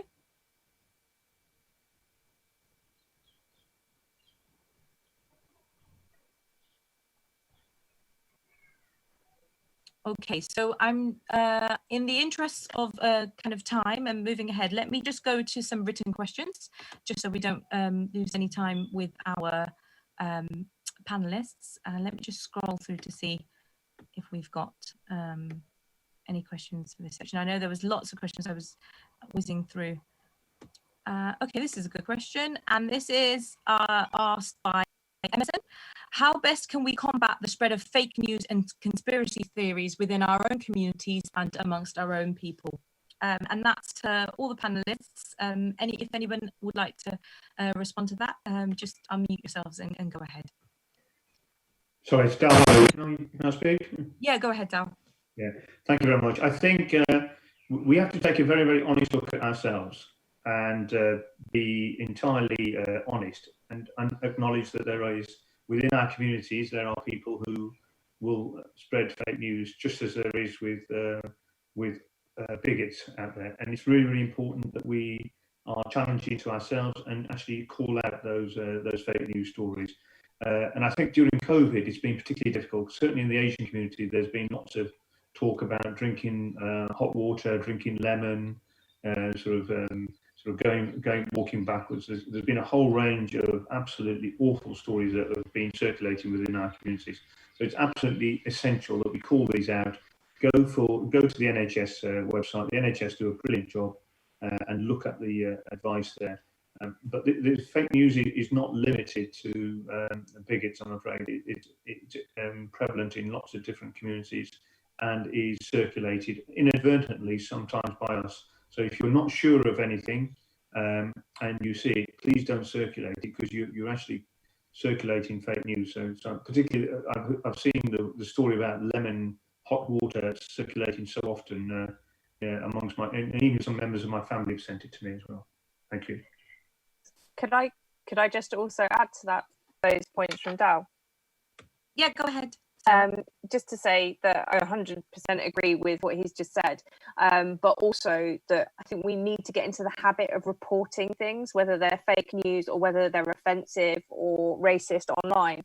I mean, I do spend quite a bit of my spare time, whenever I see or receive racist abuse. I try not to engage with it. Instead, what I will do is report it. And I will encourage some of my friends as well to report it, because the more people that report a fake account or a troll account or somebody that is continuously spreading hatred or conspiracy theories or fake news, the more likely they are to take that down. Thank you so much to the both of you. Did the other two speakers, would you like to come in and comment on this? What has been the experience from across the pond? Hind? Can you hear me? Yes, we can hear you. Okay. Yeah. One of the problems that we have here is that one of the purveyors of fake news, you know, sits at 1600 Pennsylvania Avenue, and I think when he does purvey fake news, especially about something so serious about the health of people with COVID-19, it's really incumbent on the media to you know, check him immediately, like on the spot, and then bring in doctors, bring in health professionals, his own health, you know, COVID-19 team, you know, often almost always say things that directly contradict what he says, right? And so I think it's really incumbent upon the media to check him when he does say something like that, as well as governors of every state who of course have the responsibility to ensure that their citizens, their residents are you know, alive and safe and well. And I do think it's actually really good practice for anyone, you know, you get a WhatsApp forward from your aunt or your uncle somewhere, to really, you know, just kind of check, does this sound logical? You know, does this sound correct? Am I receiving the same message from different sources of news, not just WhatsApp, but you know, all the other different news sources that you receive? Thank you so much for your insights, Hind. Nadia, would you like to come in? Yep. Well, I agree with what the previous speakers have said, you know, and so I won't echo it too much. You know, I think they're right to say that, you know, we should be wary of what's being shared, and also quite prompt in reporting content that's harmful and dangerous. Like, you think about the effects that, you know, the sort of platforms that the far right have, what it can do. Like, for instance, when Donald Trump retweeted Britain First, 3 of their tweets or what have you, they got about tens of thousands of more followers on their social media and so on. And so I think what people have raised around being wary of what's being shared, but also quick to report things and remove, you know, harmful content, I think is absolutely true. But in going back to, you know, the source of a lot of fake news and conspiracies and dangerous content, you know, the far right, you know, they're expert hackers. They tend to be, you know, expert internet warriors a lot of the time.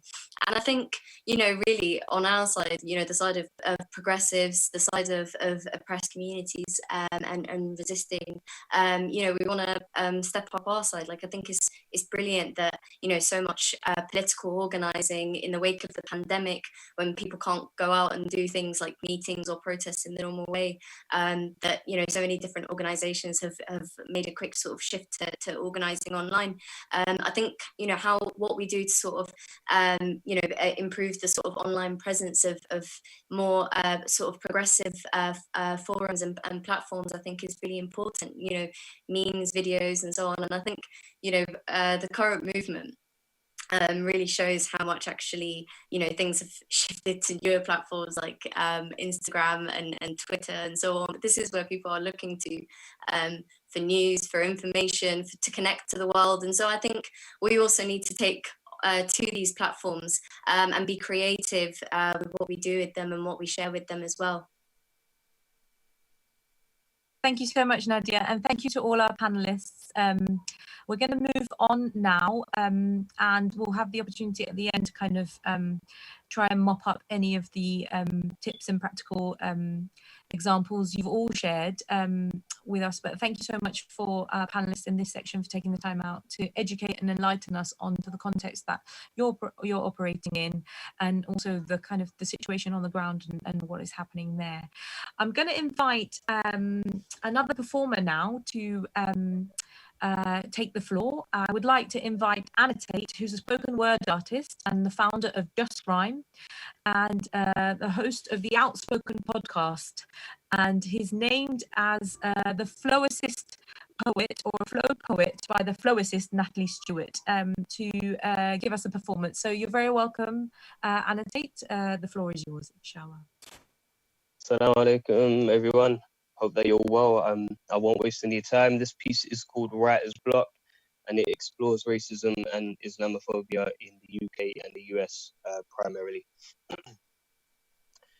In the good old US of A, you can get shot for having black skin, kidnapped and murdered for being Muslim. In Great Britain, you can get bathed in acid by a supremacist, shanked and beaten by as a victim of prejudice. And if I'm exaggerating, somebody please explain to me why the lack of melanin is the measurement of relevant residents, accompanied by claims of white precedents, with individuals spitting the same hate as the president while preaching American reverence like no blacks, no Muslims, no Mexicans. But growing up, I was taught that diversity is a good thing. Yet I hear him screaming, you don't belong here because of your skin, color, or your faith and religion. So what is living when this world is a prison? Hold on, wait, I'm half white. So does that mean I'm at least half entitled to white privilege? Maybe life would be all white if I was all right. I mean, all right if I was all white. Like, what about those equal rights? Like, I just want to know why a man of color or Islam is harsher vilified than a white man that commits the same crime. When I was young, I used to wonder why they said the truth hurts, until I discovered how Malcolm and Martin returned to the earth. And these days when I think of the KKK, I'm reminded of Britain first. And I'm wondering what would happen if Muslims organised a protest outside of a church. I mean, I'm unsure what's worse. The fact that in some parts of the US, the KKK still operate, or that in the UK, Britain first are free to incite violence through hate.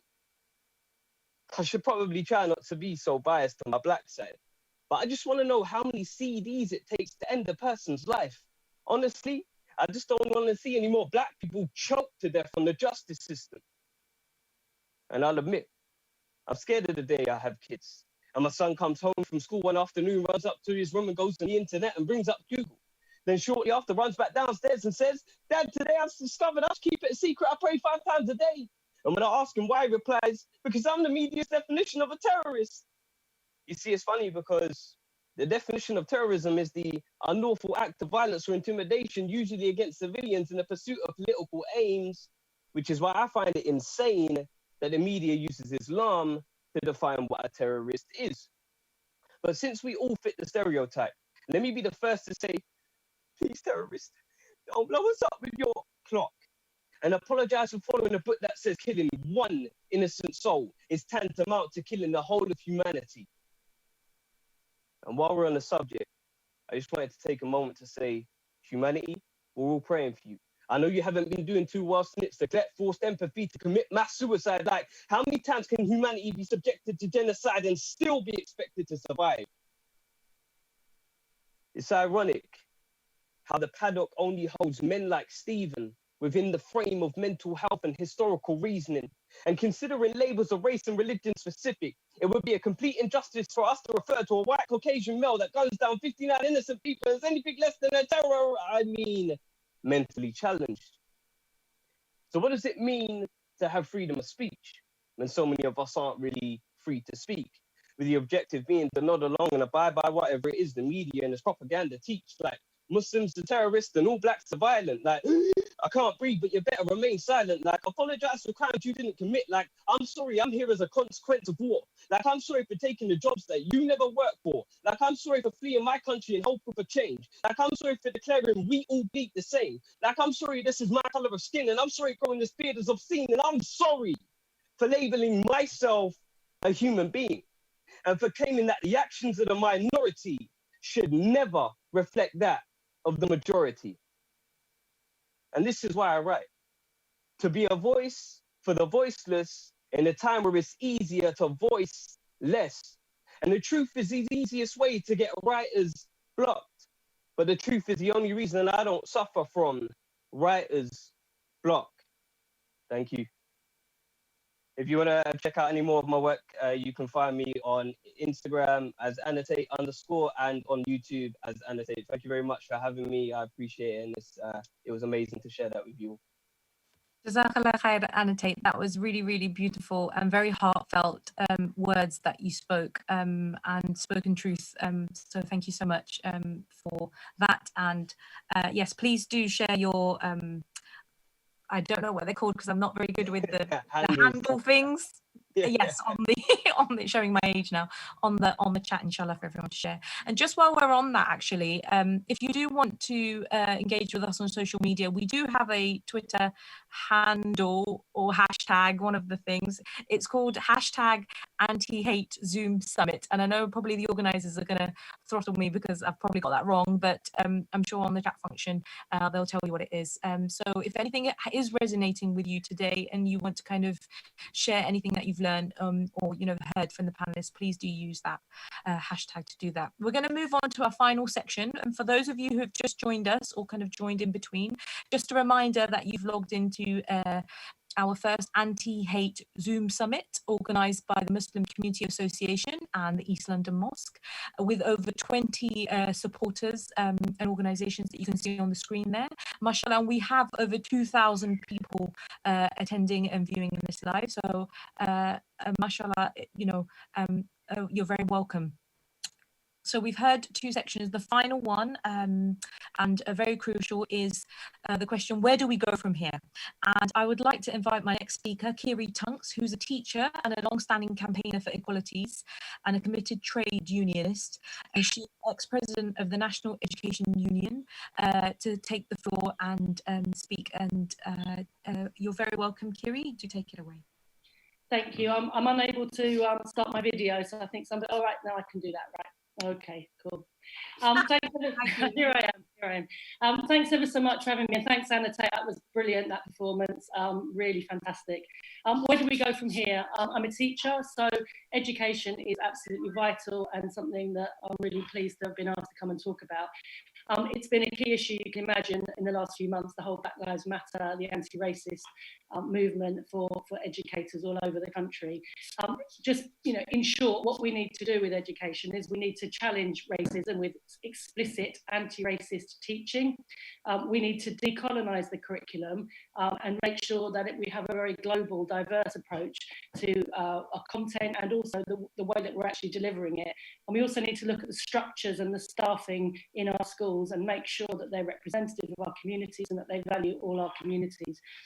All that is going to require training, funding, resourcing, space and commitment. So it's not going to be an immediate thing, but it's something certainly members of my union, the National Education Union, are committed to.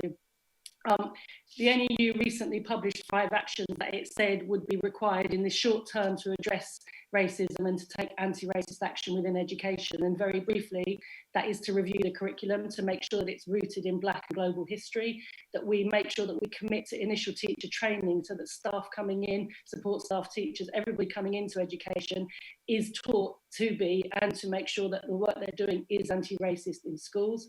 We need to make sure that the pipeline of entrance into education through teacher graduate teaching programs and so on, that they represent our diverse communities. That's really important.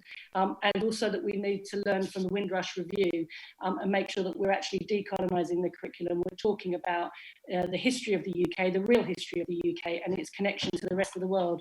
I mean, just to say, doing all that is something I think a lot of educators are serious about, but we are working within a very constrained, very restrictive, top-down model of education where we are dictated to and told what we can and can't teach. So that will need challenging, and we will need your help to challenge that from outside communities. If you can make those demands, that makes our job of pulling for that within the education system much, much easier as well. The other thing that we really need to think about is how we're actually supporting workers in the education system. We know that, you know, like lots of fields, Black workers in those fields are not getting the same treatment as other workers. And so those are the things that we need to tackle as well. So we are also going to be working to make sure that our Black members, the workers in our schools and colleges, are not discriminated against and are not oppressed. And again, that is going to be a long-term project. So that brings me to the second thing that I think we need to do, and I've already referenced it a little bit, which is the need for us as a community to work together to address these things. This kind of meeting is emblematic of a broad organising approach. It's something I think in Tower Hamlets, where I've taught for 27 years, that we've done quite a good job at. We've come together before to build allegiances and alliances. United East End has come together to confront the EDL and Britain First when they've tried to march on our streets, and that kind of broad alliance of faith groups and non-faith groups, of communities, of organisations in the area, that's the kind of organising we're going to need to do. Within the union, I think Nadia had already mentioned, there's been a lot of Zoom meetings in local districts where educators are coming together to talk about an anti-racist curriculum, to share resources that they are already using. There's already a lot of good work out there, but we need to get that work everywhere. We had a national meeting with the NEU, which had about 6,500 people at it, and the Reverend Jesse Jackson spoke at that meeting. And that was a really powerful meeting, and really makes that connection with our global community and our brothers and sisters in the US. We need to make sure that our laws and our policies are meeting the needs and the concerns of everybody. So that's something that we all need to be making demands on our political representatives for. And also that we make sure that all our histories and all our cultures are represented. That especially certainly in Tower Hamlets, I'm conscious that we don't teach enough about Bengali history or Bengali culture, and that's something that I think is really missing from what we're doing. The police and criminal justice system is not serving all our communities fairly, and people have referenced some of the incidents on the streets. Certainly young people being stopped and searched is something we really need to tackle. I know there's a good group out there called Stopwatch, which is working to make sure that young people and their families are aware of their rights under the law, so they can make sure that they are not being treated unfairly by the police. But we also need to start tackling some of the economic disadvantage that sees so many in our community living in poor housing, overcrowded housing, in jobs with poor pay, and precarious jobs, so that they are not able to provide for their families. So the other thing, just before I finish, is challenging Prevent. The NEU has a position on Prevent. We think it's not the right approach, and we've been doing lots of work with lots of people to try and address the problems with Prevent. I'm a trade unionist, so for me that means organising, and that's what I think we're going to have to do across the community, and I hope that everybody here in this meeting is able to be part of that organising. Thank you very much for having me. Thank you so much, Kiri, for all your practical suggestions within this section, particularly around education and raising awareness, and letting us know what is actually happening at the minute and how much more we as communities can do. I'm going to move on to our next speaker, Rakin, who performed earlier. Rakin Fetuga, as I mentioned, is director of Save Our Boys. He's a fantastic poet. Mashallah, you've just heard some of his poetry earlier today, and a writer. And from one educationalist to another, he's also an RE teacher and a life coach. So Rakin, I'd like to invite you back, inshallah, to say a few words.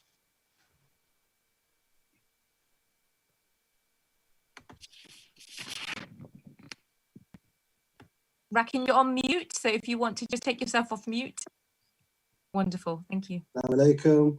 إن الله وملائكته يصلون على النبي الذين آمنوا صلوا عليه وسلموا تسليما اللهم صل على سيدنا محمد الفاتح لما أغلق وخاتم لما سبق ناصر الحق بالحق والهادي إلى صراطك المستقيم وعلى آله حقا من قوم الضالين أما بعد ولا حول ولا قوة إلا بالله واللي والذين.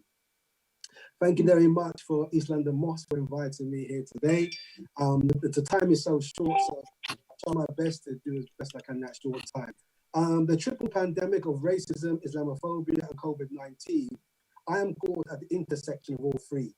As a Black male, I face racism, I face Islamophobia because I'm a Muslim, and as a member of the BAME community, I am at higher risk of being affected than my white brethren or COVID. Now, there's many issues. All of them are involved or structured in white supremacy, and a structure and hierarchy that categorizes people on the color of their skin, on the place and country where they're born, and on the class they are born into. Now, something interesting actually is that I liked my colleague, my fellow colleague, a teacher as well. I like what she said and all of the recommendations that she made.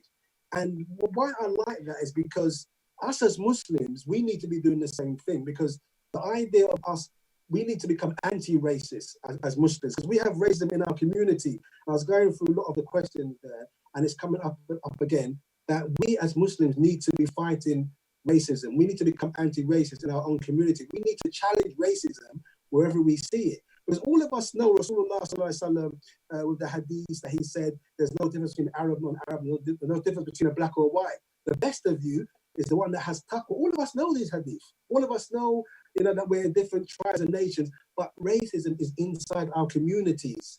And unless we can stand up and challenge it where we see it, it's going to carry on. With the death of George Floyd, it's come back up again. So you're seeing black Muslims come up and talk about the racism that they've experienced inside the Muslim community. Again, this needs to be challenged.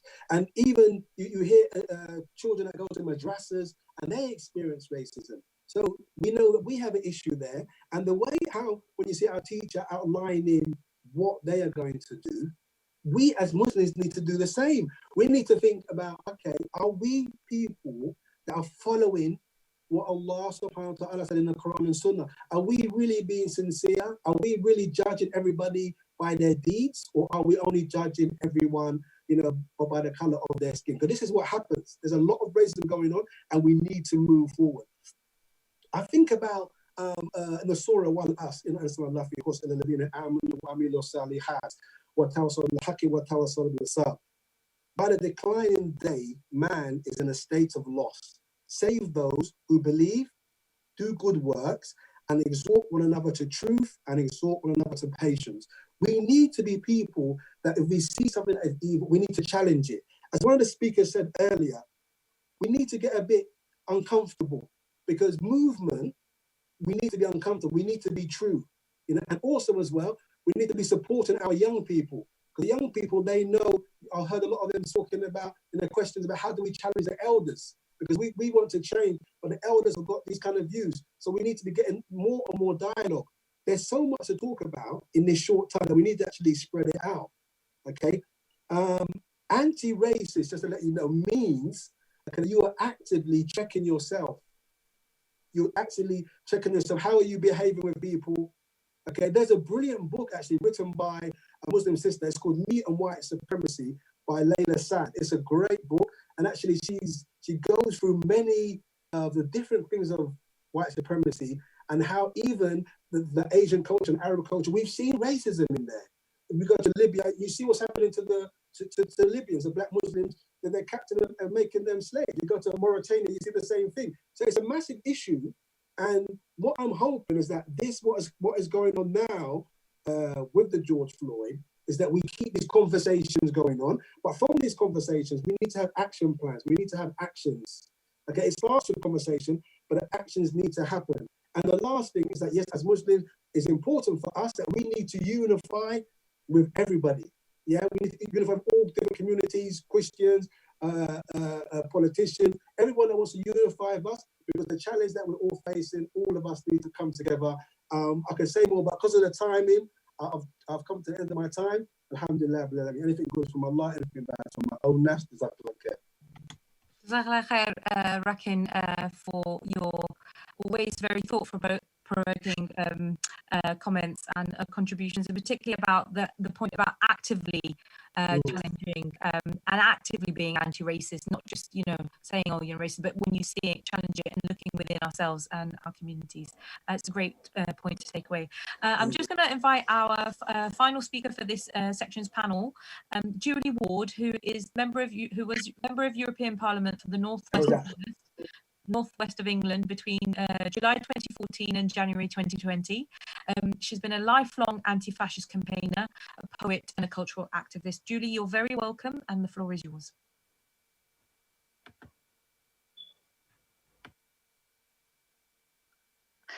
Okay, thank you very much.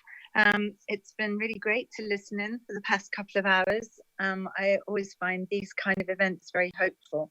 That's partly because of the range of speakers, but also because you're using the arts and culture, performance, creativity within the political and campaigning context. And because that was my work, my life before I entered politics, I think that the two go very well together. And in fact, not enough people are aware of the power of creative arts to communicate a different narrative. So well done, everybody, for doing that. And well done to the organisers for including that. So let's continue to use the arts and creativity, and let's do more of it. Okay, I was on a brilliant event at the weekend that the South Asian Students Against Fascism at SOAS had organised. It was called a Festival of Resistance, and it was so inspiring. People using poems, songs, tradition, heritage, spoken word, really to communicate and to keep everybody's spirits up and to inspire us to do more in terms of solidarity with various oppressed peoples all around the world. When I was an MEP, I was in the Culture and Education Committee. I was vice chair of that committee latterly. And I was given an enormous responsibility to write the committee response to the Charlie Hebdo murders and the Danish attacks. So I wrote a report that was called Intercultural Dialogue, Diversity and Education for Fundamental Values. And what that report does was to address the root cause, really, of all forms of extremism, rather than to if you like, end result, which is violence, which is hate, which is, attacks, which is abuse and harassment. Often what governments do, they make a knee-jerk response, which is more guns, more borders, more surveillance, more police on the streets, more militarization. What they're never doing is addressing the root cause. And my report was saying, actually, we need to have programs that really include people and give particularly at-risk, vulnerable young people and isolated excluded communities. We need to include them. We need to make them welcome. We need to listen. We need to have that intercultural, respectful dialogue. So I will send you the link so that you can read the report yourself. But of course, the report doesn't say anything that most decent educators like Kiri Tunks or some of the other people on here would find new. It's the kind of stuff that many of us have been doing all our lives. So I was running youth theatre activities before I was in politics, and I was doing work about slavery with my youth theatre group. And in fact, I worked in a very rural area, which wasn't a diverse community. I have worked in diverse communities in my life in Manchester, but at this particular time I was working in County Durham, in rural County Durham. And there's even more reason to do this kind of work in the communities that don't have a diverse population. And the kids that I worked with doing this diverse education work and using theatre and story and research, the point was we did all this incredible research. We went and looked at the archives. The kids that I was working with, I took them to Liverpool and we went to the Slavery Museum.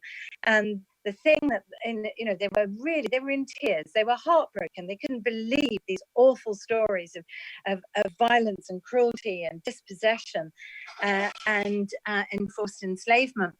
And the thing that really, really got to them, there was an inventory of slaves, and it had a list of people's names alongside their ages.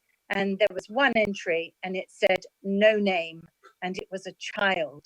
And that really, really struck a chord, that this child who had been captured and enslaved and brought on this ship to Liverpool didn't even have a name. And I think that we have to use evidence, the truth, history in this really engaging way. And it is painful. Those kids I work with cried, but they never forgot, okay? So let's really use education and creativity and culture. When I was in the Parliament, in the northwest of England, there's a UK office for 1001 Inventions, which is an absolutely amazing organisation that is telling the true story about Muslim education, Muslim invention, Muslim scientific exploration, you know, astronomy, medicine, all those amazing things, architecture. And I work really, really closely with 1001 Inventions, introduce them to the commission. Exhibition. Yeah, it's really phenomenal. If people don't know about it, there's a film, there's a book, there's an exhibition, there's education work, there's workshops. And it's that kind of, you know, we really need to give organizations like that, we need to get them into our schools. They need to be mainstreamed, not to be fringe, but to be absolutely mainstreamed.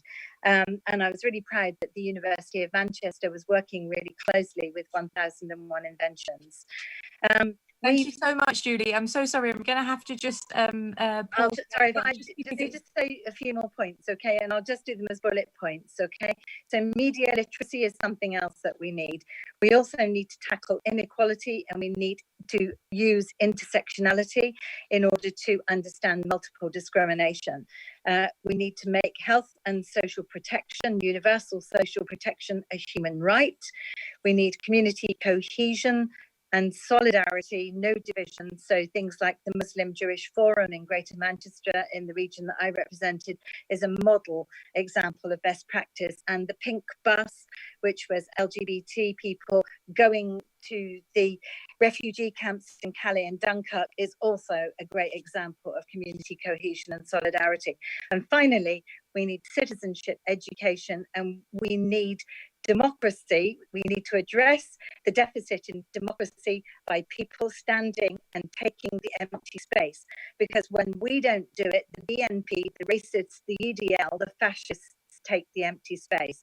So never, ever give them chance to do that. Always claim it. Okay. Thank you so much, Julie. You've really beautifully summed up a lot of the kind of final closing tips and suggestions of where do we go from here. So I'm very pleased that you assisted and you shared those final points with us. Thank you so much for your time, and to all of our panelists for your contributions. Unfortunately, I've just seen we are really out of time, and I know we've gone 7 minutes over, so I would really like to close in the next couple of minutes. So could I just invite closing remarks from Habibur Rahman, who's chairman of the East London Mosque and the London Muslim Centre, Mohammed Habibur Rahman, and a former academic leader who's worked at the London Metropolitan University for many, many years. And so kind of in the closing theme of education, some closing remarks from another educationalist, inshallah. I hand over to you. Assalamu alaikum wa rahmatullah. Good evening, everybody. It really lives for me to say thank you all very much. I've sat here glued to the screen, listening very attentively to all of the contribution, and I think it's really been a wonderful summit. So really, on behalf of the East London Mosque and the London Muslim Centre and the Muslim Community Association, can I really say a very, very big thank you to all of our guests who've really made very outstanding contributions and really been very helpful, to all of those who've been involved with the organizing of this summit. And I think this is a wonderful initiation of an initiative that I hope will continue and will make a significant contribution in years and months and years to come. And also a very massive thank you to all of the participants who've given their time for this summit today. And it's really heartening to see that, under these pandemics, that these are opportunities that we're taking for collaboration and cooperation, and not only within the UK, but across the globe. So we have guests who've actually joined us from the States, and that's really great. I hope that that cooperation also continues. I mean, if we think about it, that COVID-19, this pandemic, really has been a great reminder that we are all one, and we should be as one. It's been a great equalizer that it did not discriminate whether you are a prime minister or you are somebody from a very deprived area of Hamlet like Bangladeshi. It made no such distinctions. And really, I would say the difference between the COVID-19 and the pandemic of racism and Islamophobia is that we don't yet have a vaccine for COVID-19. Yet all of us, within our own selves, we have had the vaccine for racism, for discrimination, for Islamophobia ever since we existed. And it's called, being human. And all of us actually recognize that, and we recognize that we have the power to eradicate these discriminations and these barriers that is between us and the hatred that actually exists. Then we can find solutions. So COVID-19 has actually brought that home, if nothing else. We do need to continue to work together. There have been very, very important and significant and very useful tips and points have been made as to what we can do to go forward, what we need to do as a next step. Education has been mentioned. Challenging structural discrimination has been mentioned. We all need to stand up and we all need to face up to these challenges that we have before ourselves. And it's not enough, as people have said, it's not enough to just talk about it or organize conferences and seminars, but it is vitally important that we raise it with our politicians and our policymakers, we raise it with the media. All of us have a responsibility and within our own communities. So let us make our voices stronger, let us make our actions louder, and let us continue with this effort together so that we can educate one another, we can educate our next generation, and more importantly, that we never have to face, the deaths of George Floyd and the like, and the other discrimination that is going on all around us. So thank you all very much. It's been a wonderful event, and thank you for joining us, and let us continue with our efforts, and I'm sure we can build a better future for all of us, inshallah. Inshallah. Thank you so much, Habib, for the closing remarks. And I had a list of different tips from all the panelists, but I think you've covered a majority of those. I guess the thing that I take away from this is really that challenge to reflect and kind of two things. The opportunity that the context that we live in now presents us to really take some action, and whatever that is, let it start with ourselves and challenging ourselves and our mindsets and the assumptions we make. And to be actively anti-racist within that, and also kind of using the power of education and the power of the fact that we have the common thread of humanity that binds us to be able to work with each other in solidarity around this really important topic and this really important summit today. All that is left for me to do is to give a massive thank you to the organisers, the Muslim Community Association and the East London Mosque and London Muslim Centre for organising the summit. An even bigger thank you to our panelists. You have really inspired us today, mashallah, and shared some wonderful thought-provoking contributions, and to our performers who I think with your words really hit home, and to you, the participants and the attendees, for taking the time out to come today, alongside the 20 organisations that have supported this webinar and this anti-hate Zoom summit. This is not the end, this is the beginning. Please do watch this space for how else you can get involved, and Muslim Community Association and the London Muslim Centre will be in touch about what else we can do.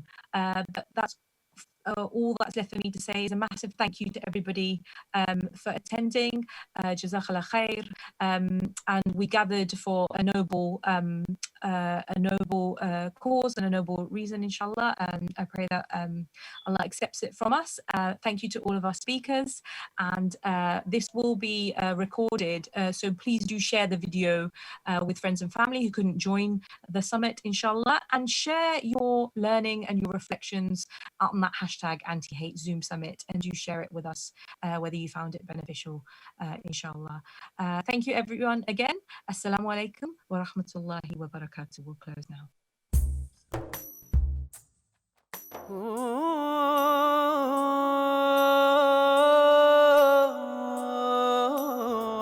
IQRA